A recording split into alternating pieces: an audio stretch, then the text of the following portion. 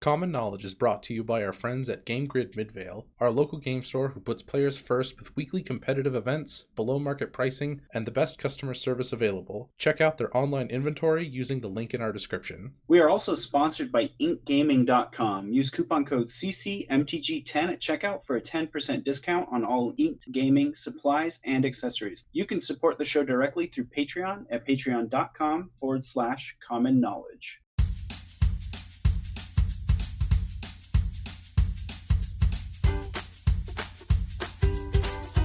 This is the Common Knowledge Podcast. It's not about the cost, it's about the knowledge. Here are your hosts, Brandon Clark and Lobbert. How's it going, everybody? Welcome to episode 81 of the Common Knowledge Podcast. I am your host, Brandon, and joining with me, as always, the bodacious Sean the Lobbert. What's up, Brandon? Not a lot. How you doing? I'm not doing good. I'm going to just put that out there right now. Oh, Sorry to why? bring everyone down, but it's been a pretty rough evening. You want to talk about it? I'll try my best. The Denver Broncos were down 13-6. I've heard enough. With 2.5 minutes on the clock, and they get into touchdown range with like 45 seconds on the clock or something, and they score a touchdown. So now it's 13-12. So they have two choices. They can just take the extra point, which is just almost a guarantee, extra point, tie up the game, or they can go for the 2-point conversion and take the lead. So they do. But then there's a flag on the play. It's like a 4-yard penalty. So now they're 7 yards out, and they feel like, oh, we can't go for the 2-point now. So we need to just kick. So they go to kick. And Brandon McManus, who never misses the field goal.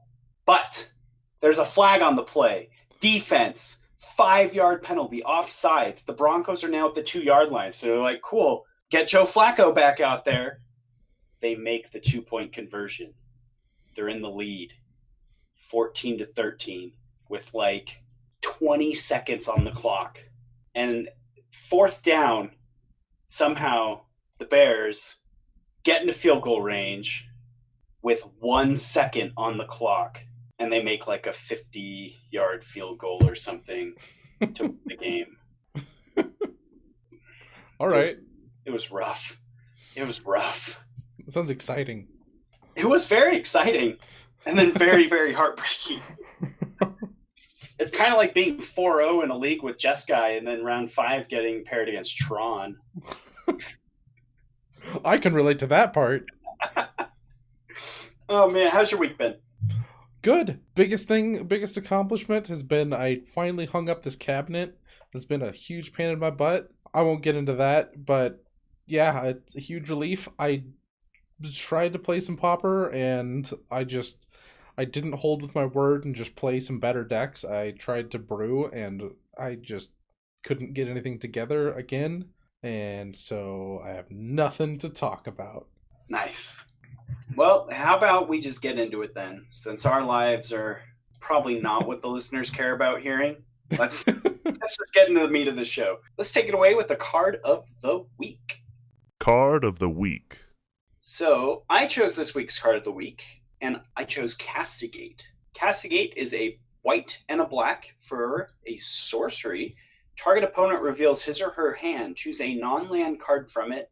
Remove that card from the game. So this is Pauper's Thoughtseize. I mean, I know that the difference between 1 and 2 is huge. And What's the difference between Pauper and Legacy? Black. Yeah, but this, I think, is one of the best duress effects, Thoughtseize effects that we have in our format. You know, it's catch-all. You know, you can get any non-land card out of your opponent's hand, and it exiles that card.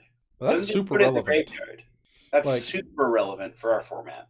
If you're gonna Thoughtseize away some kind of, like, your Tron opponent's Ghostly Flicker or Ephemerate, and they have Mnemonic Walls in their deck, now Castigate just means it's gone. Or if you get their Mnemonic Wall... Oh, geez. Wow. Okay, sorry. I'm just going to totally derail this podcast to bring up something that we were talking about before we started recording. What if I put Castigate in my Jeskai sideboard? For Tron? Yeah. I mean, I could see it useful in other matchups as well. That seems worth trying at the very least. Might be. Sorry, listeners. I'm just trying to figure out how to stop losing to Tron with Jeskai. I can beat everything else, well, except Castigate decks. Those have been rough for me, which is why I chose this as the card of the week. But anyway, continue your thought. Yeah, but I really think this is the best discard effect that we have in Pauper. Like when a few months ago, I was like, it costs 2. That seems like a lot, and I'm not crazy about hand disruption. And then I just watched it do work, like consistently, and like my opponents cast it against me, and I was just like, oh no, like this is bad. This is very bad for me. Like it's a very good card.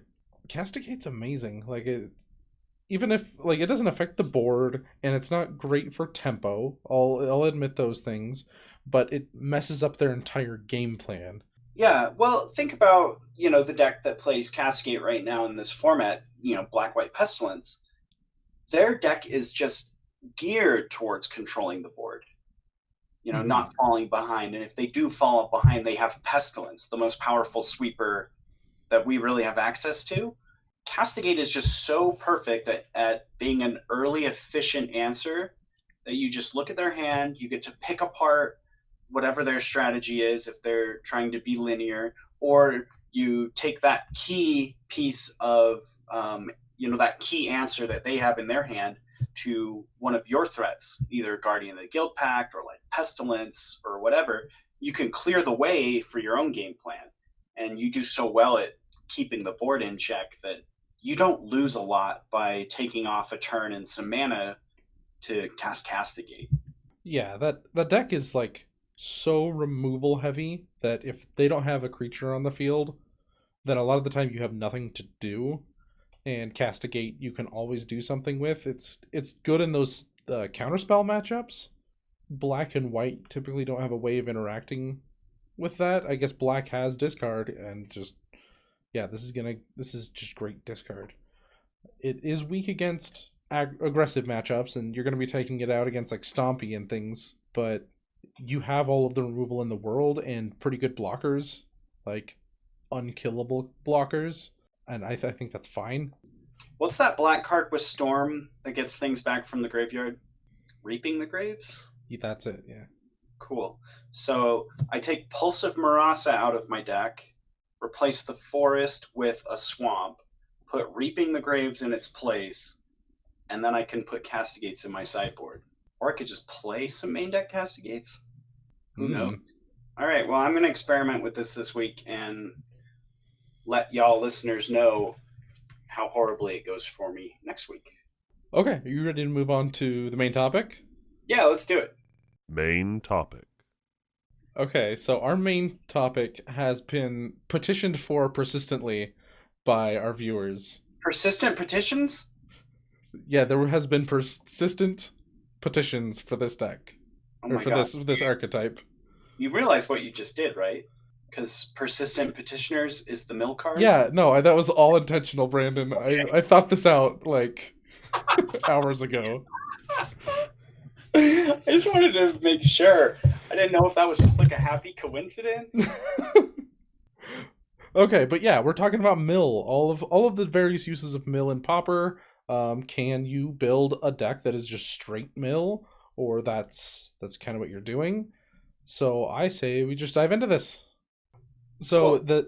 The first like archetype I wanted to talk about was like the mill burn deck, because I hold that it is not ever going to work, and it's not a good idea unless something drastically changes in our format. I'd say don't do this. The reason being is when a burn player sits down to play, their opponent is at 20 life, and for mill, effectively, if you were to kill them on the same rate on turn 5, they've drawn 7 cards for their opener and 5 cards for their draw step every turn or whatever, and you have to mill about 45 cards. Some simple math says 45 is more than double what 20 is. So to make that worth it, you're going to have cards that do double what a burn spell would for the same cost to keep up with that existing strategy. Unfortunately, those don't exist. We have things like Mind Sculpt and Tome Scour. Mind Sculpt is 2 mana, a colorless and a blue, and it mills 7 cards from your opponent's library. That's about 15%, 15.5% of your opponent's quote-unquote life total. It's their deck, their library. Whereas a Lightning Bolt does that for 1 mana. It does 15% of your opponent's life total. And then Tome Scour is just worse. It's 2 less cards, but it's only 1 mana, like 10 to 11%. So you're going to need more time or more cards to do the same thing. There is some benefits, so I won't completely poo-poo on this, but I don't think that there's even enough cards. Like, there's just so many effects that say do 3 damage for 1 mana that make up a burn deck, but there's not enough cards. Like, there's Tome Scour and Mind Sculpt, and then it just goes downhill from there. There are some other cool things that, like, cantrip, but they're very weak in terms of the damage that they're doing to your opponent. Yeah, I think that there are a lot of downsides, obviously, to trying to play just a dedicated like mill strategy, like all the cards. I think comparing it to burn is very appropriate in what your cards are trying to do. However, unlike burn spells often can double as ways to kill problematic creatures. You also have, Searing Blaze. And nothing like that really exists for mill. So you kind of have to do this weird dance where you have cards in your deck that keep you alive, counter spells or like answers to problematic cards. But those don't mill your opponent. And now you're just like much less close to winning the game with your strategy. I think the other big negative against mill, especially in pauper, is how integral the graveyard is to this format. Yeah, and that has become less of a problem since there's less Gurmag Anglers running around, but it's still very much a problem. There's still Archaeomancers and Mnemonic Walls running around plenty, and just giving them the option of choosing anything they want out of that graveyard. If you get an opponent down to 15 cards, and then they are able to pick something out and just start chaining together like counterspells or something, it doesn't matter they're at 15 cards. That's way more time than they need to kill you. It should only take them like 4 or 5 turns if they have a decent clock. The equivalent of something like Searing Blaze as well, I'm glad that you brought that card up, would be like something that counters a spell and then they mill cards. And from what I've seen, there's like a blue-black, I don't remember, I didn't put it in our notes, but there's like a blue-black spell that counters a spell and they mill 2. That's like doing 1 damage. Like, instead of doing 3 damage with your Searing Blaze, you're doing 1 damage in terms of clock. Mill does have the benefit of if you can control your opponent and stall out the game, that their life total is slowly shrinking, or the resource that you need them to run out of. I just keep saying damage and confusing myself, and I don't want to be confusing, so I'm making it worse. But yeah, the longer the game goes, the less work you have to do, but yeah, putting these like dedicated mill cards does not help with that. They're not interacting with your opponent. They're not buying you time. So I think there's some better routes to go. Yeah, so just using what Sean just said as kind of the segue into our next section of, having cards that have a little more versatility in them. We've got kind of like some sort of sections grouped out of cards that do this, and the first is Group Hug. So these are spells that mill but also do things. So the first card on the list is Arcane Denial.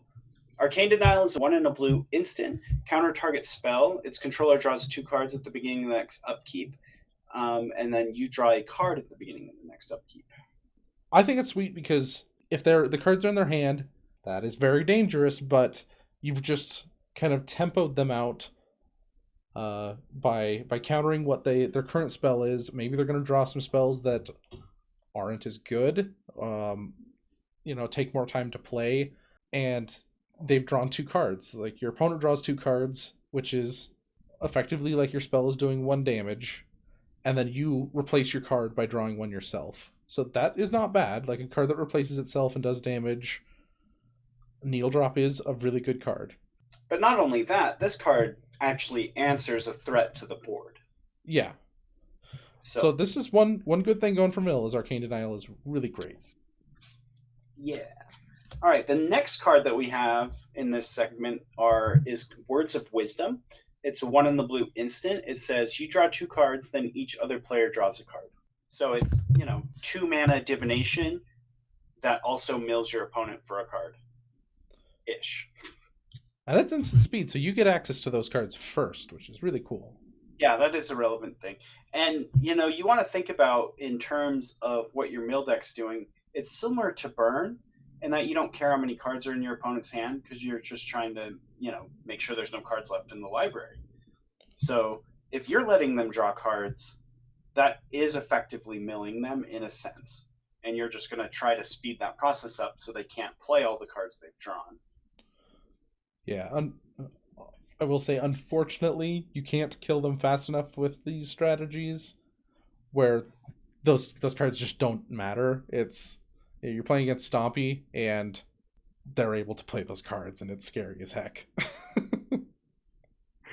The last one in this section is Vision Skeins. It's really similar to Words of Wisdom, except your opponent will draw an extra card on top of that one. Just says colorless and a blue instant. Each player draws 2 cards. Get 2 cards out of their library. You replace your card and get an additional one to continue burning through their library. Okay, so let's move on to our next section. But you play Mill, you can play blue spells. You get to play cards like, Thought Scour, which, mills your opponent and draws you a card, cantrip. So it's kind of doing that double duty that we were talking about earlier with what you want your mill spells to be doing. You can also just play cards like Jace's Erasure, just a really efficient 1 mana creature. I personally don't like Jace's Erasure because... Jace's Phantasm? Yeah, what did I say?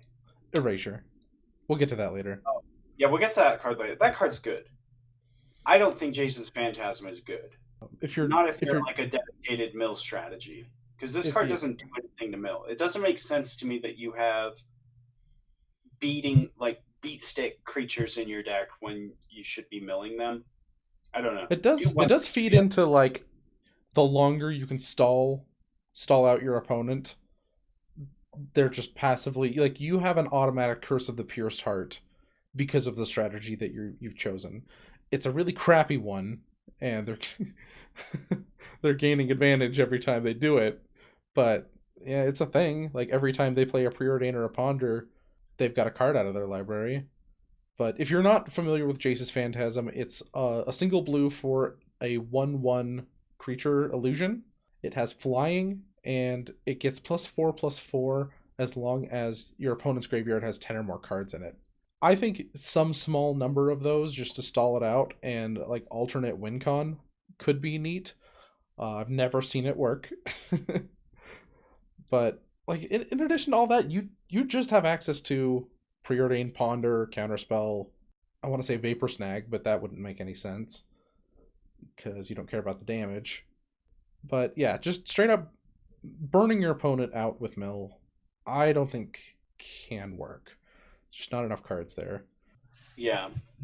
So the next card, which I already mentioned by mistake, is Jace's Erasure. So this card is 1 in a blue for an enchantment that says whenever you draw a card, you may have target player put the top card of his or her library into his or her graveyard. So what's great about this card is you can take out some of those Tome Scours and Thought Smashes or whatever the crap they all are, and just play like good spells like Brainstorm. Yeah, Brainstorm with this just is 1 mana, mill 3, and then all of the things that Brainstorm does. So I think that this card is kind of the linchpin to Pauper being at least in the conversation for playable. Without this card, I don't think it's even remotely possible. But Yeah, I think this card on the back of cards like Brainstorm. This card also like combos very well with Arcane Denial. Yeah. Drawing a card with Arcane Denial, they're milling a card, you're countering a spell, they're drawing 2 more cards. Like you're getting a lot of cards off the top of their library there. Vision Skeins works very well with this card as well.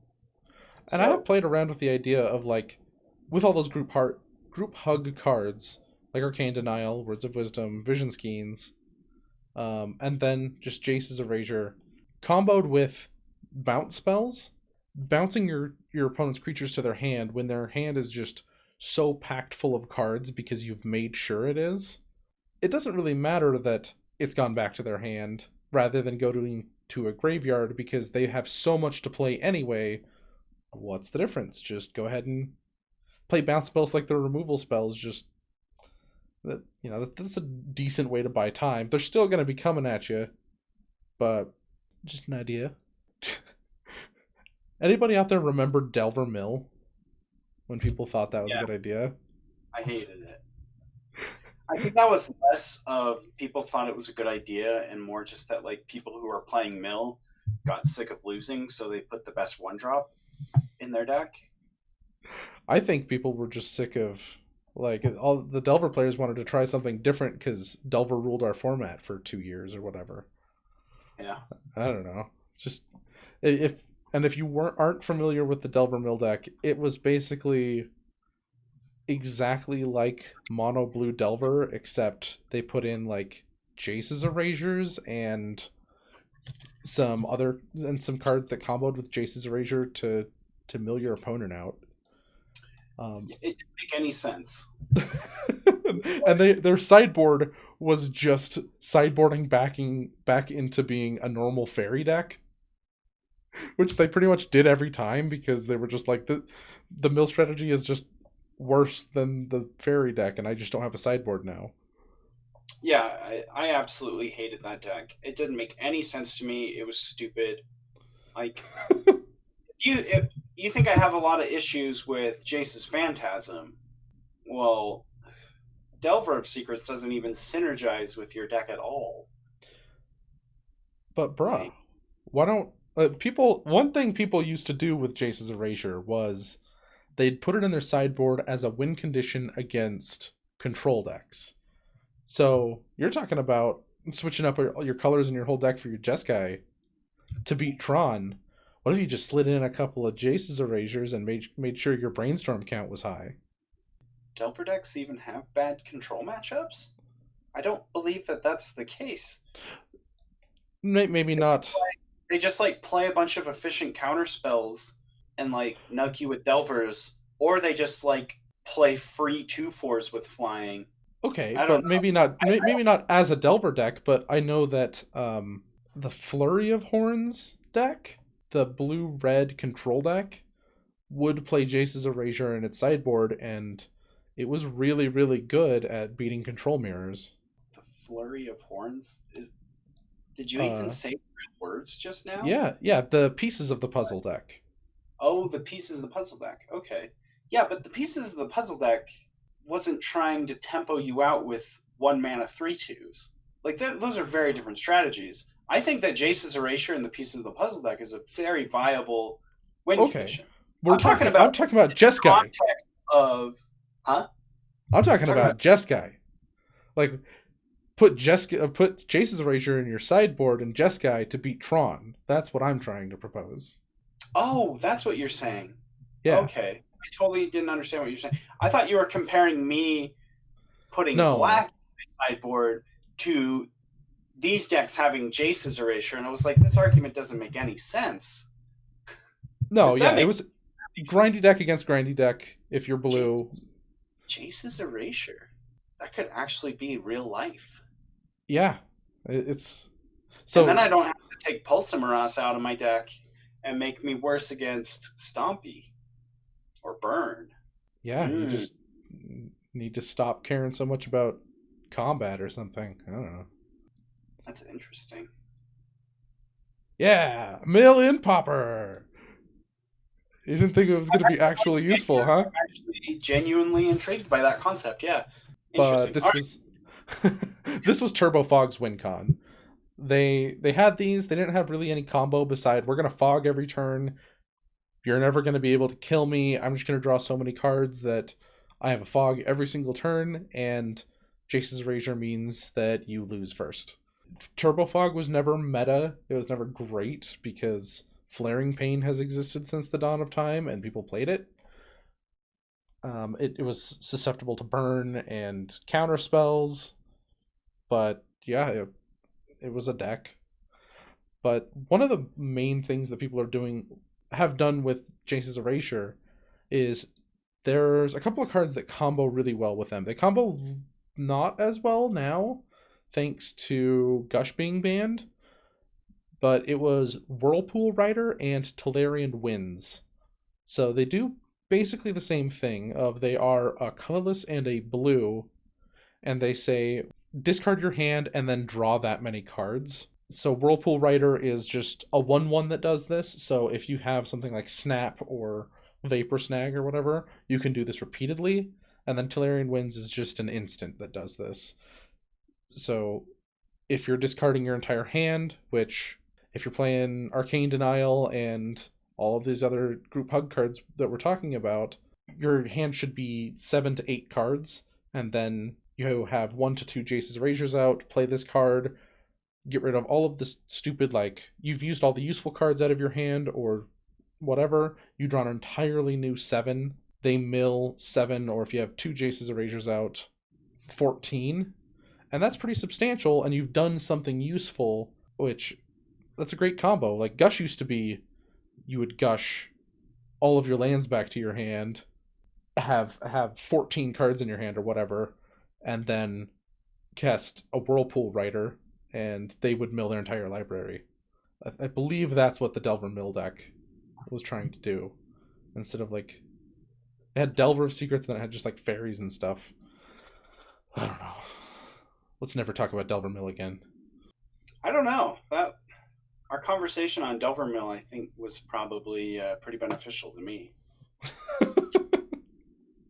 Except I wasn't trying to talk about Delver Mill. I was trying to talk about, like, control mirror sideboards. Well, it was spurred on by bringing up Delver Mill. Oh, that's true. Yeah. Yeah. Do you want to do the next card?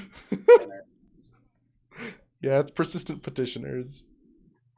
This card's funny. This card's also great because you can just hoard a bunch of them, and then they're worth like over $1. Because everybody that needs them needs 40 or whatever. The demand is just high. I have a whole stack of these from all the Allegiance drafts I did. Big ol' stack of Petitioners. So this card is a 1/3 for 1 and a blue. It's a creature human advisor. Pay 1, tap. Target player puts the top card of their library into their graveyard. Tap 4 untap advisors you control. Target player puts the top 12 cards of their library into the graveyard. A deck can have any number of cards named Persistent Petitioners. Why is this not a tier 1 strategy, Brandon? Because it's really people can't afford the Petitioners? Oh, probably. Probably the same reason that Rats isn't a tier 1 strategy. Like, so on turn 2, you play a Persistent Petitioners. And then on turn 3, you play a Persistent Petitioners. And then on turn 4, you play 2 Persistent Petitioners. And you mill them for 12 and die. Because Stompy just went, oh, interesting. Wait. We're playing against Stompy, so on turn 3, they've Savage Swiped one of your Petitioners. And now you're down to 3. They didn't even bother. They wanted the extra 2 damage. They could get in more damage by casting more creatures in a Rancor or something. But Brandon, they only cast like bears, and you can block with Persistent Petitioners. You can block one of them. On turn 2, and then on turn 3, I have 2 of them. Yeah, but they also had just put a Rancor on their thing, and then they put an Elephant Guide on their thing. That's crazy And also, talk. how does your 1/3, your 1/1/3 beat 2 Burning Tree Emissaries and a Nest Invader on turn 2? By paying a mana, tapping it, and milling your opponent for 1 Sean's on the right. next turn. Persistent Petitioner's favorable matchup against Stompy. It doesn't have a favorable matchup. No, that's what just all of you who are blind to sarcasm and being coy. What is koi? A fish? An expensive fish? Yeah. Yas. Yes. Okay, this card isn't good. It's fun.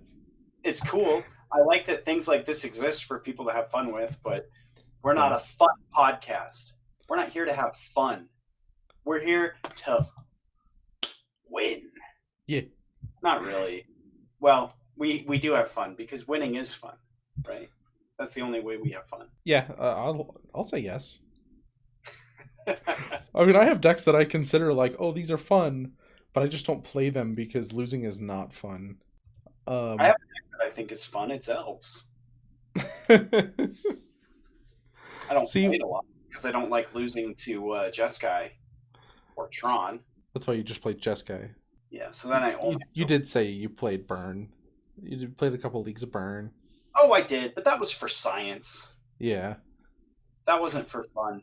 That was because a notable player who is much better than me, claimed that he believed Burn was the best deck, and I was like, I need to do some science here. And I think the conclusion I came to is I'm a much worse Magic player than he is.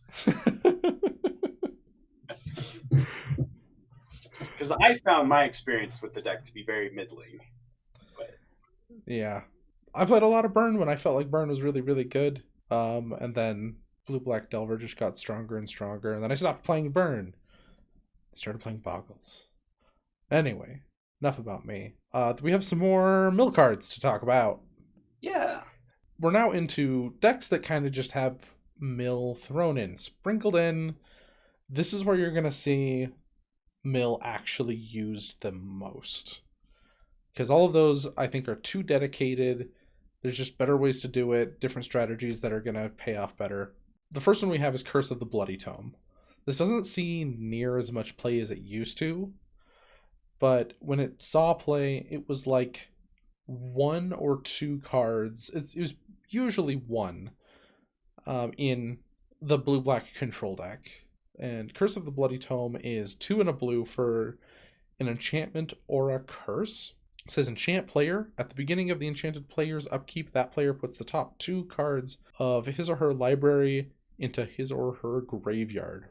They played this because blue-black control made games stall out so long that by the time they played this, it only really needed like 4 or 5 turns to kill them. It's extremely hard to interact with, just like Curse of the Pierced Heart. I think they didn't play Curse of the Pierced Heart because it didn't have the benefits of 1, being on color, or 2, it wouldn't have killed them as fast because the game didn't stall it as long.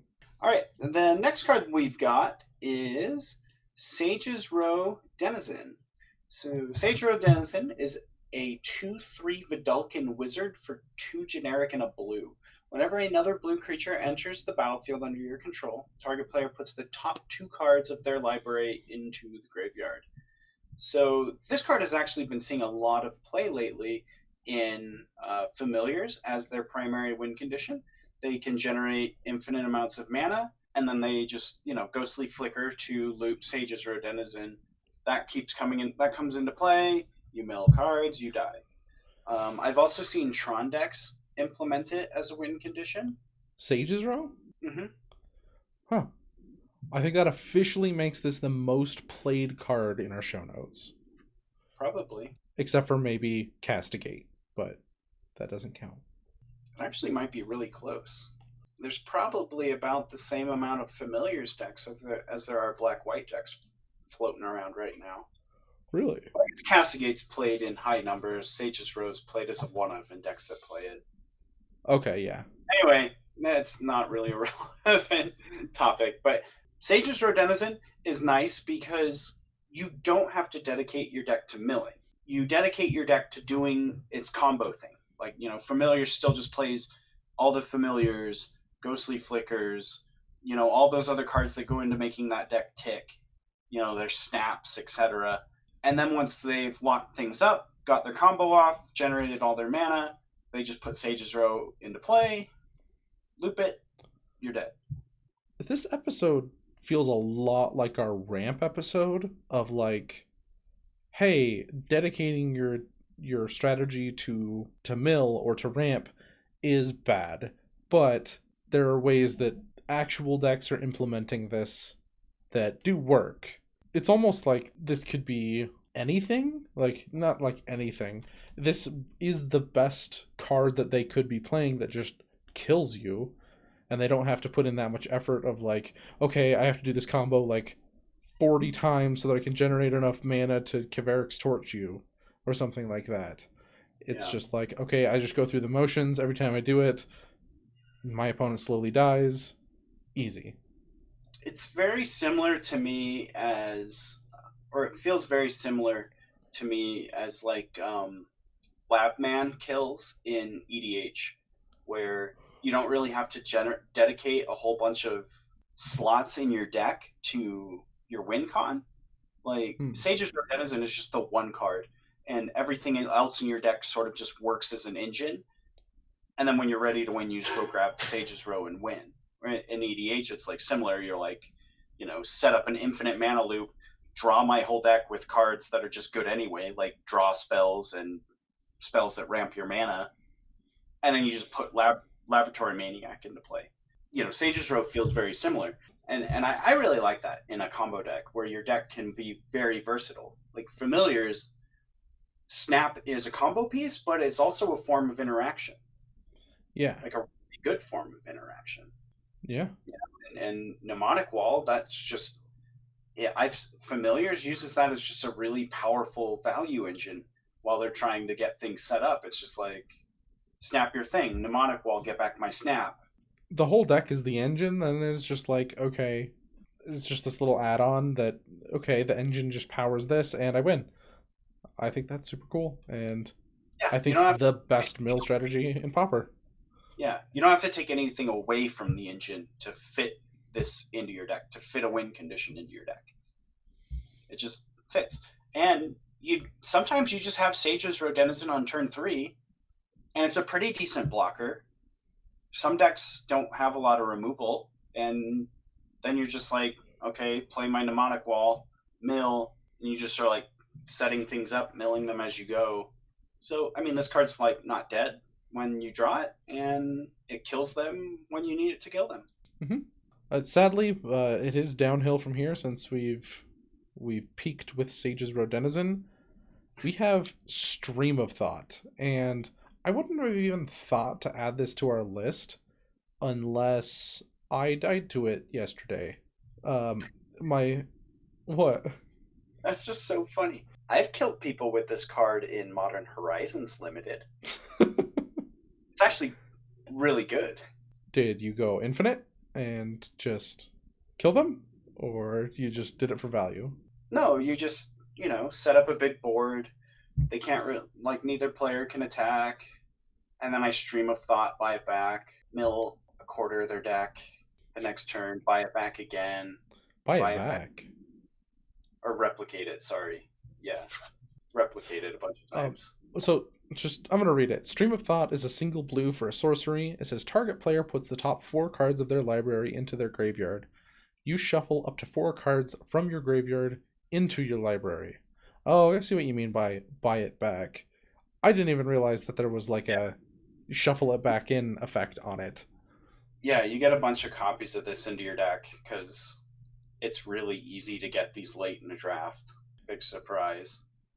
All of them are opened at a table in a pack, and you want them, you can get them easily.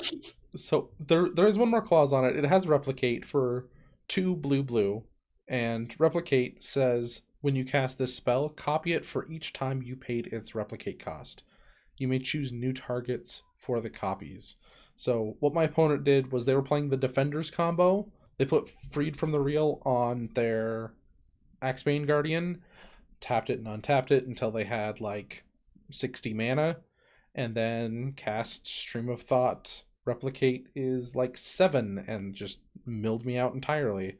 And I didn't notice that they could have put cards back from their graveyard, but It probably wasn't really necessary at that point.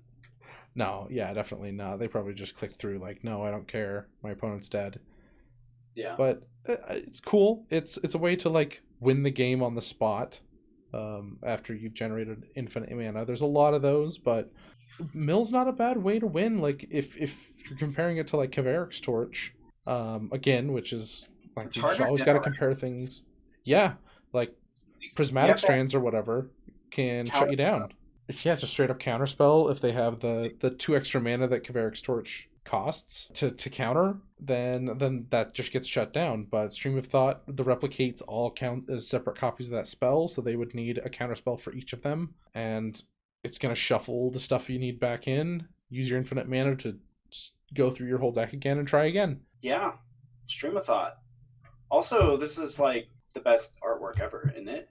Like Seb McKinnon. I really like this art. I'd have no idea what's happening, but like I'm fine with it. I think one of the guys is, I don't know, he's getting his 4 cards back into his mind. So the stream of thought is going back into his head, and he's like, "Oh, I'm getting my thoughts back." And then this guy's like, his brain's melting, like he's turning into a wax candle. Oh yeah, he looks like a rock or something. Yeah, I don't know. I guess I see. It looks like a pool of water. This is great radio. This is just like the best radio. People are in their cars right now, just like, I have no idea what the artwork on this card looks like. Shut up. And they're old guys, and it's like rainbows. I think that's all we've got, though. Mill's a pretty light topic. Yeah, a little shorter episode this week. But, again, I don't think there's not a whole lot of depth to this strategy right now. So I don't know, maybe someone can innovate on that and change our feelings on it. But if you're looking for something fun to do at your local events, Mill is certainly a fun strategy. There are a lot of cool ways to do it. I think the best way to do it is just play familiars. Yeah, but Mill players, people who want to play Mill, they don't want to play familiars. Yeah, they want to tome scour you. They really do. Unfortunately, there's just not a way that I know of to get that to work. I think if you're going to use persistent petitioners, just you're better off with the burn strategy and kind of just try to throw in some stall. Yeah, and by burn strategy, again, we mean the tome scour strategy of like burning away the cards in their deck. Not going as fast as... Yeah. As far as if you want to play this in leagues or a challenge, it's your life. You can do whatever you want, but yeah, no, but Slivers has a better chance of winning a challenge than this deck ever does. So I guess definitely, it's gotten a lot closer. Both my fists if this deck ever wins a challenge. But it's not even like, we can't even be like, this is the list we're talking about, because it just doesn't exist. And I have tried, by the way, like multiple times I've put together lists of 75 cards with different strategies, and I was just like, it would be a cool video if I could get this like close to working, and it's not even close. Yeah, it's just too hard. All right. Anything else before we sign off? No, not for me. I think let's close it out. Oh, actually, no. We do have one more announcement to make that we discussed before the beginning of the show and forgot about. But I think for some people it could be an exciting announcement, maybe. We have set our new Patreon stretch goal. Since we hit our last stretch goal, we've been working on that 5-card blind tournament. And our newest stretch goal that we will be implementing is I will play a challenge and record it. So I'll do one challenge a month, record it.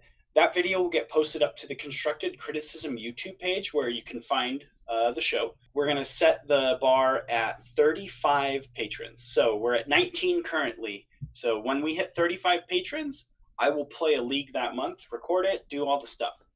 Every subsequent month that we maintain that minimum threshold of 35, I'll do the same thing. And I might even edit it. Sean might even edit it. make it nice because my editing skills are bad. But I'm And- also willing to edit it to help Sean. No, I mean like my way of editing my own videos, which like for one of my videos, it took me like 25 hours to edit the way that I was like, this is perfect. So I might do that. I don't know if I'll do that every month, but like definitely for the first one, I would make that thing as nice as we could get it. Bang. So if you are interested in that and you're interested in supporting the show, go hit up Patreon. You'll hear a lot more about our Patreon in the upcoming outro. I've got one more thing I just remembered. This may be the last episode before the due date for our 5-guard blind tournament. So if you've been mulling over lists in your head and you just haven't submitted one, make sure you submit that before the end of the month. Yeah, and we've had a lot of great submissions so far, a lot of really interesting decks, and so I'm really excited. So get your submissions in. Yeah. End times. All right, well, that's the show. Thank you for listening to this week's episode of Common Knowledge. Again, big thank you to all of our great sponsors at inkgaming.com and Game Grid Midvale. Check out their online store in the link below, and don't forget about that coupon code CCMTG10, good for a 10% discount on all Ink Gaming supplies and accessories.